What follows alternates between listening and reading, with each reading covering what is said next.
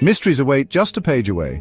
Ready to dive in? Welcome to The Book Reader, where stories unfold one enchanting page at a time. Subscribe now and unlock the magic. Richard Branson. Losing My Virginity, the Autobiography.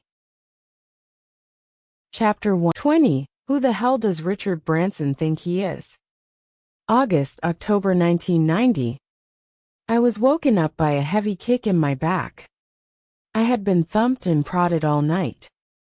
Since it was now 5:30 a.m., I slipped out of bed and put on my dressing gown. I watched Sam snuggle into my warm hollowed-out pillow, which he had been fighting to occupy all night. He and Holly still often slept in our bed with us. I turned on CNN and put my head close to the screen to hear the news. I didn't need much sound to understand that it was just as bad. Iraq had invaded Kuwait the previous week, and the world was in a tailspin. The price of crude oil had soared from $19 a barrel before the invasion to $36. The price of aviation fuel had rocketed from 75 cents a gallon to $1.50, an even sharper increase than the rise in crude oil, because the Allied forces had begun stockpiling aviation fuel in preparation for an airborne attack on Iraq. Two of the main ingredients of an airline's profitability are the number of passengers and the cost of aviation fuel. All independent airlines were now facing disaster. We were having to operate when the price of fuel, which represents 20% of our total overheads, had more than doubled, and the number of passengers flying had dried up. In the first week following the invasion, Virgin Atlantic received 3,000 cancellations. We had a £25 million overdraft facility with Lloyds Bank, which we had just broken. I wondered how far we could go before Lloyds asked us to do something about it. I pushed the worry to the back of my mind. I wondered how many more passengers would cancel today. The big state-owned airlines were even worse hit since nobody wanted to risk flying on a flag carrier due to the chance of a terrorist attack. Since Mrs. Thatcher had allowed the American jets to refuel in Britain on their Libyan raid, companies that were closely aligned with the government were seen as vulnerable to terrorist retaliation. The bomb on the Pan Am Jumbo over Lockerbie had shown how devastating such retaliation could be. Despite being a normal public company, British Airways still proclaimed itself as the British flag carrier, and for the first time this reputation was to our advantage. After the first week of empty flights, I was beginning to feel a glimmer of hope that passengers were cautiously returning. We had noticed a slight preference towards Virgin Atlantic in place of either any American airline or British Airways. In the summer of 1990, Virgin Atlantic was still a tiny airline. We flew to just 4 destinations in 2 countries. Each day we scanned the bookings for these 4 routes to see whether there was any sign that we were winning passengers back. The Tokyo route was our worst hit. We were allowed to fly only 4 times a week, and never on Sunday, which is the most popular day for businessmen to travel, and so the route was losing money even before Iraq invaded Kuwait. Throughout the summer we had been lobbying to be awarded the 2 extra flights to Tokyo which were about to be released, but as always we were up against British Airways.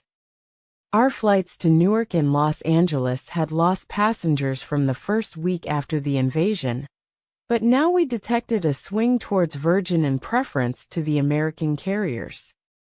The best news was that our holiday flights to Miami and Orlando seemed to be largely unaffected. We had celebrated my 40th birthday the previous month, and, although Joan had arranged a wonderful party on Necker, I had found myself feeling uncharacteristically depressed.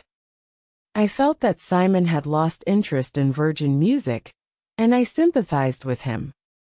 It was extremely tough negotiating every contract, and sometimes it felt rather repetitive going over the same points time and again. although we had built Virgin Music into one of the major independent record labels. All Simon's wealth was tied up in that single company, and I knew that he was worried I might jeopardize it by some new risky venture. Simon wasn't interested in the other projects I talked about, and had only ever seen Virgin Atlantic as a huge liability to the rest of the Virgin Group, a business that could be driven to the wall by British Airways, or by something out of the blue, something like a war in the Gulf. Turning 40 had also made me wonder what I was doing with my life.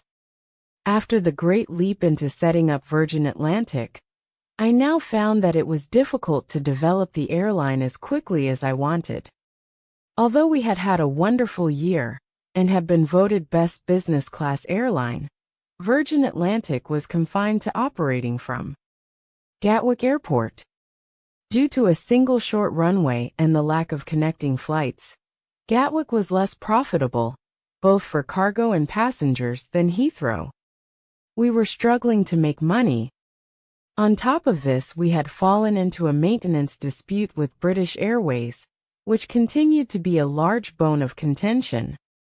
Given Simon's gradual loss of interest, and our endless struggles to make ends meet at Virgin Atlantic, I began to question whether I should start doing something completely different. I even thought of going to university and studying history. It would be nice to have time to read. When I mentioned this to Joan, she squashed the idea by bluntly pointing out that this was really just an excuse to meet a whole lot of pretty girls away from home. I mulled over the idea of setting up as a full-time political campaigner. I thought of studying some of the major issues, such as healthcare and homelessness, understanding what the best solutions were, and then fighting hard for the political change to implement them. But all these thoughts were pushed out of my mind by Saddam Hussein's invasion of Kuwait. We had the full-blown crisis at the airline, and I found myself caught up in the Gulf War in an extraordinarily personal way. "Daddy, please can you help me find my shoes?" It was Holly. "Which ones?" "You know, my new trainers." As the world on the television continued to disintegrate towards war, and as our half-empty 747 maiden Voyager headed across the Atlantic towards a dawn over Gatwick, my family gathered in bed for breakfast. Joan brought up a huge tray with fried eggs, fried bread, bacon, and baked beans. As we ate, some of the Virgin staff let themselves in through the front door. I heard Penny start up the photocopier downstairs. Our new press officer, Will Whitehorn, trooped upstairs to his office. A dynamo of perpetually cheerful energy, Will had already proved himself to be a terrific asset. Getting Holly and Sam ready for school was always a kind of mad initiative test. Shoes, socks, vests, shirts, blazers, and berets had to be found wherever they had inexplicably hidden themselves overnight.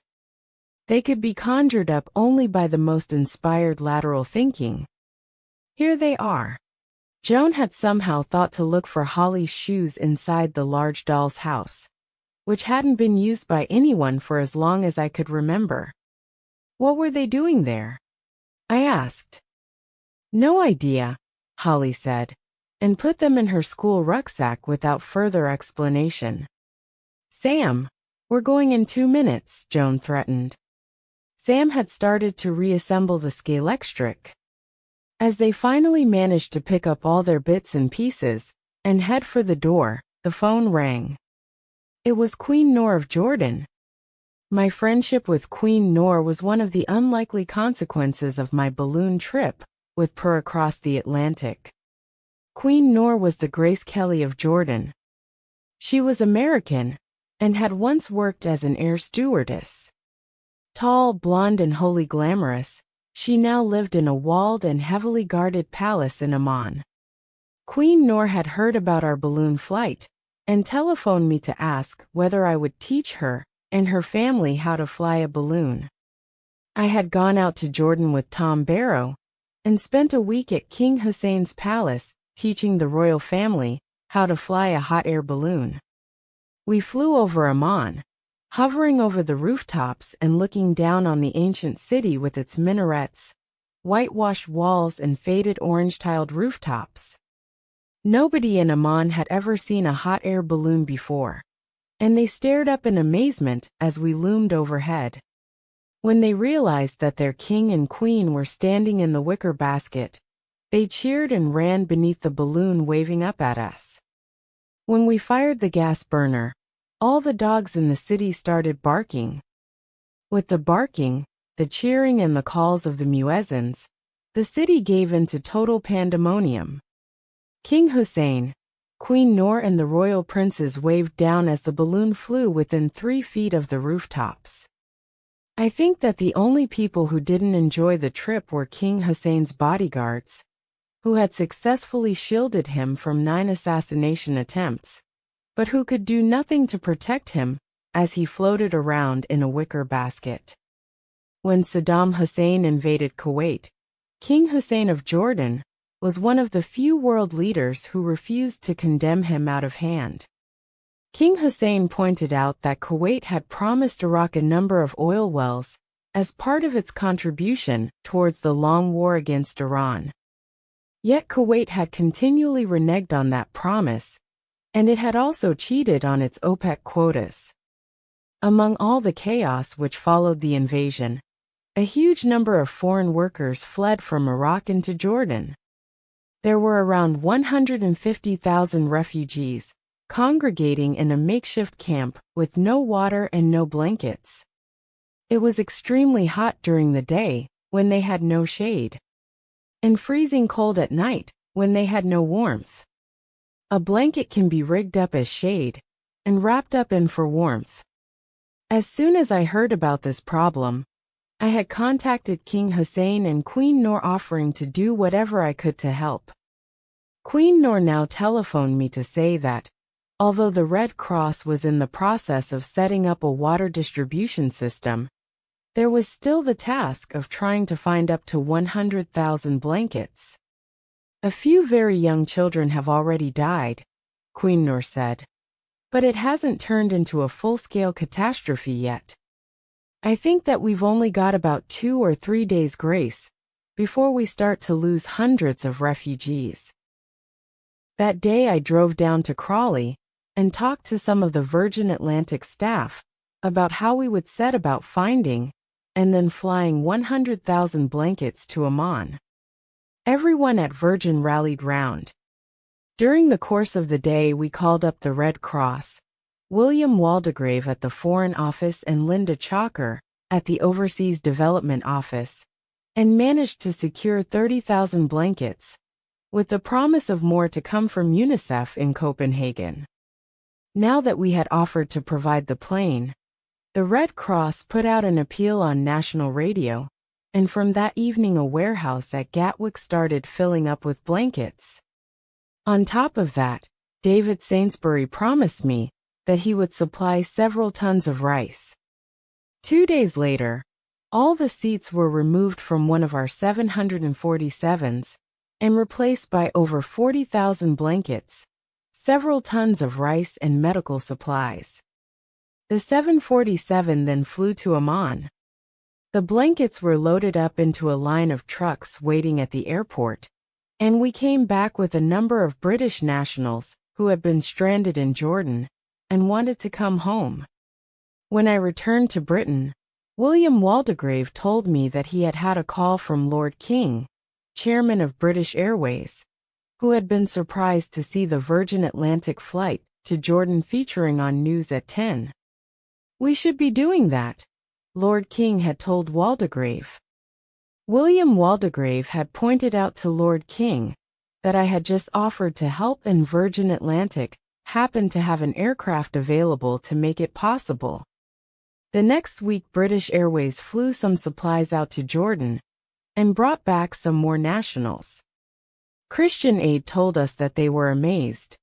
Over many years they had unsuccessfully appealed to British Airways to help them, but ever since the Virgin Atlantic flight to Amman, BA had been practically suffocating them with offers of help. Healthy competition even benefits charities sometimes.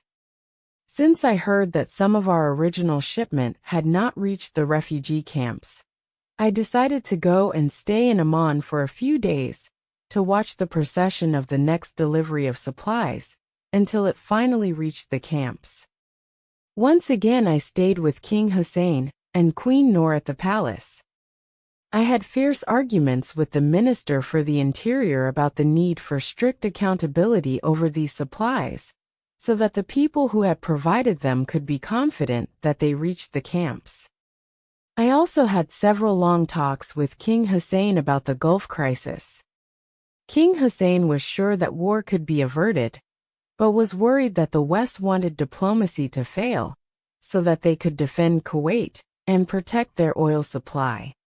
By the time I returned home, it was clear that there would not be a full-blown refugee crisis in Jordan. Queen Noor told me that there were no more deaths from dysentery or dehydration. Over time, the 150,000 refugees slowly dispersed. A few days later, I was watching the news when I saw the extraordinary footage of Saddam Hussein, surrounded by the British nationals who had been detained in Baghdad. In one of the most chilling scenes I have seen on television, he sat down and motioned a young boy to come and stand by him. He put his hand on this young boy's head, and then continued to address the camera while gently patting his shoulder. The boy was about the same age as Sam. I knew that I had to do something to help these people. If that boy had been my son, I would have moved heaven and earth to bring him back home. The reporters were expecting that the hostages would be used as human shields and would be incarcerated inside the prime Allied targets. I had no idea how I would set about helping bring these hostages home, but I knew that Virgin Atlantic had an aircraft, and that, if we could somehow obtain permission to fly into Baghdad, we would be able to pick up any hostages whom Saddam Hussein agreed to release. It struck me that, in the same way in which I had been able to help the crisis in Jordan, I might be able to provide the vehicle for releasing these hostages. The next day I was called by Frank Hesse. His sister Maureen and his brother-in-law Tony were hostages in Baghdad. Tony had severe lung cancer and needed urgent medical attention. He had telephoned every department in the Foreign Office, the Iraqi ambassadors in Europe, and even the Iraqi government in Baghdad, but nobody seemed able to do anything. Frank asked me to help. As well as being in touch with the Foreign Office over the Blankets to Jordan flight, I also had my friendship with King Hussein and Queen Noor. King Hussein was one of the few points of contact any government in the West had with Iraq. I had heard that Iraq was short of medical supplies, and I wondered whether there were grounds for a deal whereby, if we flew in medical supplies, Iraq could release some foreign detainees. I called Queen Noor and asked her whether she could help me. When I described my proposal, she suggested that I come out to Amman once again and discuss it with King Hussein. The next 3 days, which I spent in Amman with King Hussein and Queen Noor, gave me an insight into how a businessman can help in moments of crisis. On the face of it, all I had to recommend me to Saddam Hussein was that I had once taken King Hussein and Queen Noor up in a hot air balloon, and I owned a tiny airline that operated 4 Boeing 747s. Although nobody else had taken King Hussein hot air ballooning, many businessmen own large aircraft. But these 2 qualifications had propelled me into a unique situation. I was one of the only Westerners whom King Hussein was prepared to confide in, and therefore I had virtually direct access to Saddam Hussein. I started to draft a letter to Saddam Hussein. I told him that I was staying in Amman, helping out with the repatriation of immigrants, and organizing some medical and food supplies. I asked him whether he would consider releasing any foreigners who were caught in Baghdad, particularly women and children, and those who were sick. As a gesture of goodwill, I offered to fly in some medical supplies that Iraq was short of. I mentioned Frank Hesse's brother and his lung cancer. I signed it, yours respectfully, Richard Branson. Then I went down to the drawing room, and King Hussein spoke for an hour about the problems in the Middle East. As I sat there and listened, I looked around and saw a signed photograph of Margaret Thatcher standing beside one of Saddam Hussein. King Hussein pointed out to me why he did not automatically support the Kuwaiti position against Iraq. The people of Kuwait are divided into 3 categories, he said. There are 400,000 Kuwaitis who are either very rich or very, very rich, and there are 2 million impoverished immigrant workers looking after them. He pointed out that there was no free press and no free elections in Kuwait. It was hardly the democracy the West claimed to be defending. The Kuwaitis do nothing for the Arab world, he went on. All their money is in Swiss bank accounts, not in Arabia. I've asked a number of world leaders whether the West would have come to Jordan's rescue if Iraq had invaded Jordan, a country with no oil. Each time there was a silence. I doubt it. Then he laughed. I know that you would, though. Yes, you'd come sailing over the horizon in your balloon with your Virgin planes beside you. No, seriously, he said. This is the chance to resolve the entire Middle Eastern question. Kuwait promised Saddam Hussein that it would pay its share of the costs of the war against Iran, which Iraq fought on its behalf. It has reneged on that promise. Originally, Saddam only planned to take the disputed oil fields he thought were rightfully his. He only occupied the whole country because he heard that the Kuwaitis were preparing the landing strips to let the Americans come in and defend them. He is certainly not interested in invading Saudi Arabia. King Hussein's peace plan involved Iraq pulling back to the border, but keeping the disputed strip of land, which he felt that Kuwait owed Iraq. Then in 3 years' time, there should be elections in Kuwait to see whether these border people wanted to be part of Kuwait or Iraq. He told me that the West had little idea of the months of negotiation which had gone on between Iraq and Kuwait, and how the Kuwaitis had continually failed to honor their promises. On top of that, the Kuwaitis had not waived the debts which Iraq had incurred over the Iran war, and the Kuwaitis continued to cheat all the Arab states by overproducing oil and selling it too cheaply. At the end of dinner, King Hussein took my letter off to his study and translated it into Arabic. He wrote a covering letter to Saddam Hussein and dispatched it by special courier to Baghdad. Before we went to bed, he quoted something his brother had said. Why did the sheep bells of the Falkland Islands ring louder than the church bells of Jerusalem? Back in London, I began talking to the Foreign Office.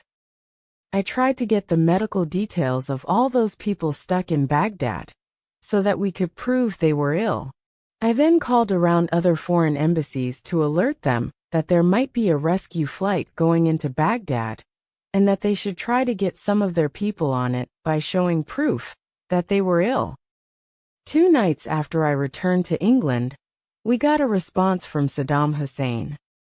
He promised us that he would release the women and children and the sick hostages, but he wanted someone of stature to be flown in to ask him publicly to do so.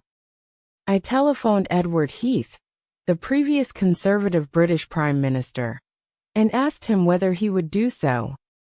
He agreed. King Hussein contacted Saddam Hussein and put forward Ted Heath's name. Saddam Hussein agreed to him. The next day we flew Edward Heath out to Amman, where King Hussein arranged for him to go to Baghdad. A day later, King Hussein phoned me. I have good news for you, sir, he said. He was impeccably polite and always addressed people as sir or madam, as did his children. You can set off for Baghdad. I have Saddam's word that you will be safe. We had spent the last few days planning for this call, and had already found a brave volunteer crew, whom I'd like to name: Les Milgate, Jeff New, Paul Green, Ray Matemint, Peter Johnson, Jane and Riley, Sam Rashid, Anita Sinclair, Caroline Spencer, Ralph Mutton, Peter Marnick, Paul Keithley, Helen Byrne, Nicola Collins, Janine Swift, and Stephen Leach. We had forewarned passengers that there might be delays on Virgin Atlantic, and that we might have to move them on to another airline. When I told my fellow airline directors that we had permission to fly, they were understandably concerned. They knew that if the plane was delayed in Baghdad for more than a handful of days, we could go bust. The government has confirmed that they will stand behind our insurance company if the plane is destroyed, Nigel Primrose, the Virgin Atlantic finance director, confirmed. But nobody will give us loss of business insurance if the plane is hijacked and kept in Baghdad. Remember, BA have already had 747 wrecked in Kuwait. There was silence round the table as they digested this. There is one upside, David Tate said with a serious face. They'll hold Richard there too, and spare us any more of his harebrained schemes. Everyone laughed. Although I knew I was risking everything on this flight, I also knew by now that there was no backing out. We took off from Gatwick at 11 a.m. on October 23, 1990, and headed east over Europe. We sat huddled together at the front of the plane, a strange collection of hostage relatives, doctors, nurses, Virgin cabin crew, and one journalist to represent the press. The remaining 400 seats behind us were empty. It was rather eerie. After a couple of hours, we all walked up and down the aisles to get some exercise. The daylight outside rapidly faded, and by the time we entered Iraqi airspace it was dark. I looked out into the night and wondered where the Iraqi army was. I imagined the radar monitoring us as we headed towards Baghdad. We would be a single luminous green blob moving slowly across their dark screens. I half expected to see a couple of fighter planes come up and give us an escort, but it remained unnervingly quiet. The plane hummed and shuddered its way towards Baghdad, the first plane in 12 months to do so. Everyone stopped talking. We were entering the most dangerous airspace in the world, the concentrated target of the Allied forces' planned attack. I wondered when the assault would begin. I let myself into the flight deck and sat behind the captain, Les Milgate, and the two first officers, Jeff New and Paul Green. They were talking to air traffic control over the radio, but that was the only sign that Baghdad was out there. Ahead of us through the windscreen there was nothing. Iraq had a complete blackout. I wondered who lived down there, whether they could hear us flying overhead, and whether they thought that we were the first Allied bomber. We seemed to be the only plane in the sky. We're getting close to the city, Les Milgate said.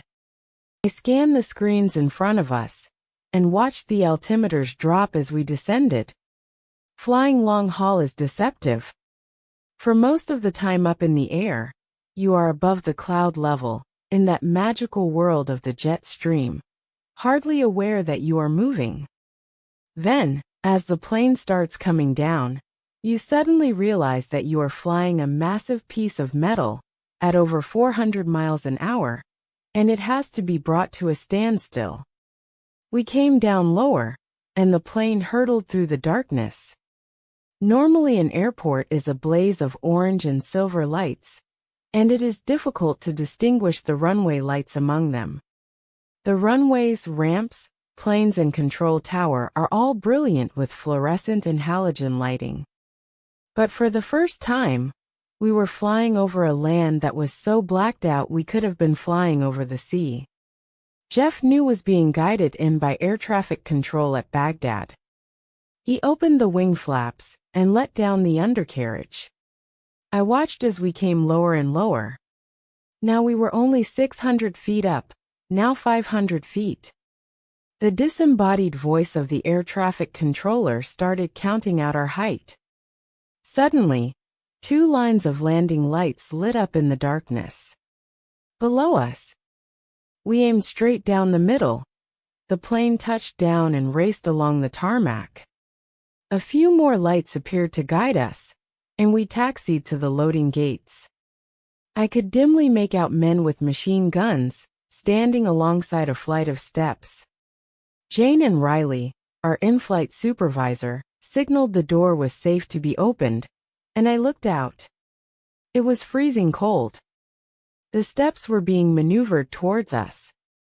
I led the way down to Iraqi tarmac. 2 lines of soldiers fanned out around us. A couple of senior government officials wearing brown camel hair overcoats greeted us and indicated that the relatives should stay aboard.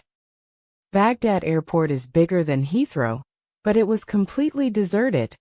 Ours was the only aircraft there. I looked back at the incongruous sight of the Virgin cabin crew, with their red miniskirts and red stilettos, walking past the group of Iraqi soldiers in the vast empty airport. Their heels clacked loudly in the silence. We all smiled. The soldiers were a little timid at first, but then grinned back. Without any other planes on the runway, ours looked unnaturally large. We were taken into a bare departure lounge, where all the technology, computer terminals, telephones and even light fittings, had been stripped out. This would have taken some time, and it indicated that the Iraqis were fully expecting to be bombed and had already salvaged everything they wanted from the airport. We handed out some presents we'd brought, boxes of chocolates for the officers, and lots of Virgin Kids flight packs for the soldiers to send home to their families. Then I heard movement outside, and Ted Heath came through the glass doors at the head of a large crowd of men, women and children. They looked pale under the fluorescent lights. As soon as they saw us, they broke into a cheer and ran forward to embrace us. Ted was smiling and laughing and clasping everybody by the hand. I soon realized that we weren't going to take all these people back with us. Everyone was laughing and hugging each other, tears streaming down their faces. Outside, the soldiers were unloading the medical supplies we had brought. We opened bottles of champagne and toasted each other, and those that were to be left behind. I found Frank Hesse's brother and we hugged. A pregnant Filipino woman, who was having to leave her husband behind, came up to me. She was in tears. Another man had to hand his 3-year-old daughter to his nanny and say goodbye to her. I just hugged him. There was nothing else I could do. We both had tears in our eyes. I was a father too. After an hour, the Iraqis told us to get back on the plane. As we walked across the freezing tarmac, I shook hands with the soldiers and gave them more children's packs for their kids. We wished each other well. It was disturbing to think that when we flew away, these frail-looking, scared soldiers, in their uncomfortable boots and olive green trousers, would still be clutching their guns and keeping guard at what would probably be the first target to be bombed to smithereens. Most of the hostages walked arm in arm across the runway to keep warm and support each other. They looked like ghosts. The lone 747 dwarfed them. All the lights had once again been turned off, apart from a single spotlight illuminating the steps. I went up the stairs and turned to wave goodbye. "You're always late," said a gruff voice. It was Frank Hesse. He had stayed on board to surprise his sister and brother-in-law. When they saw each other, they burst into tears and hugged. My last sight of the Iraqi soldiers was of them gathering together and starting to pull open the red Virgin packs we had given them. We may well have been the first Westerners they had ever met. They knew that the second lot would soon arrive, roaring overhead and firing missiles. Will Whitehorn had been checking through all the bags the hostages had brought with them. At the last minute, he found a bag with a transistor radio which nobody claimed. Just as the plane door was about to be closed, he ran towards it and threw the bag down onto the concrete. The soldiers were too startled to do anything. The bag lay there as the doors shut, and the plane rolled back off the blocks. Inside the plane there was a great cheer as the relatives swarmed down the aisles to hug each other. We put on seat belts for takeoff, but as soon as the plane leveled out, the party started. We had got away. We were standing around with glasses of champagne and swapping stories when the pilot announced that we had left Iraqi airspace.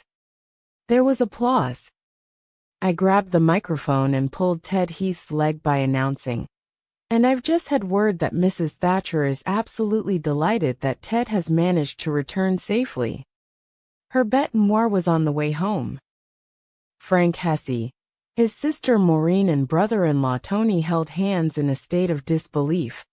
They couldn't believe that they were together and had left Baghdad. Others on the plane were crying. They were delighted to be free but in turmoil over those they had left behind.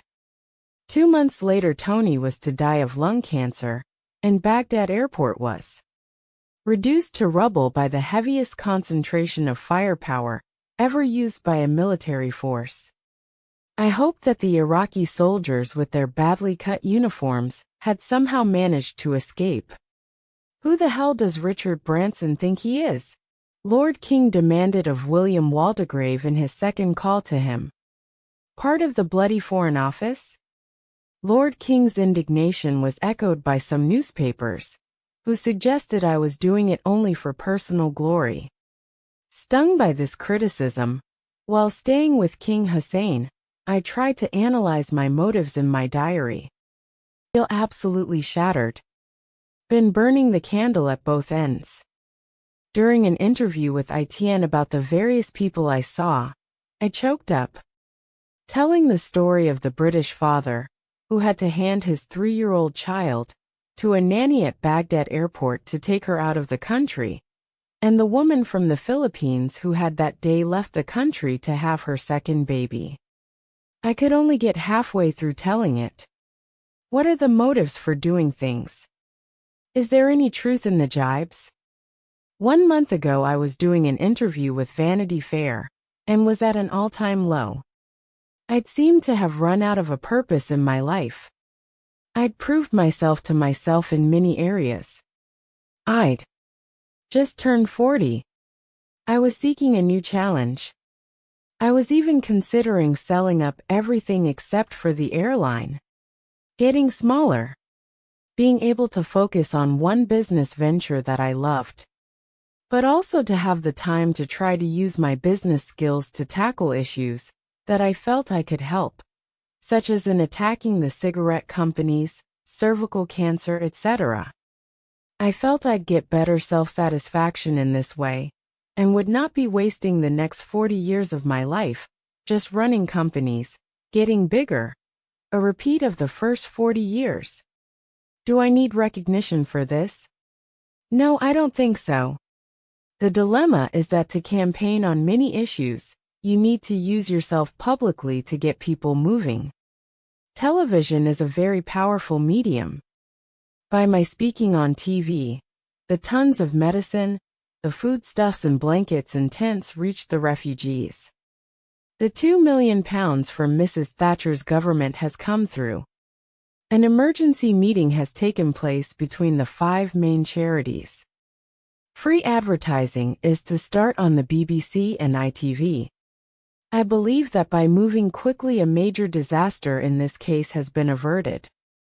But by not speaking out, it would not have been. The dilemma is how often one can use the press in this way in one small country, like England, without losing one's appeal to the public. If there should be a hint that I'm doing it for personal glory, then I won't be able to do it at all.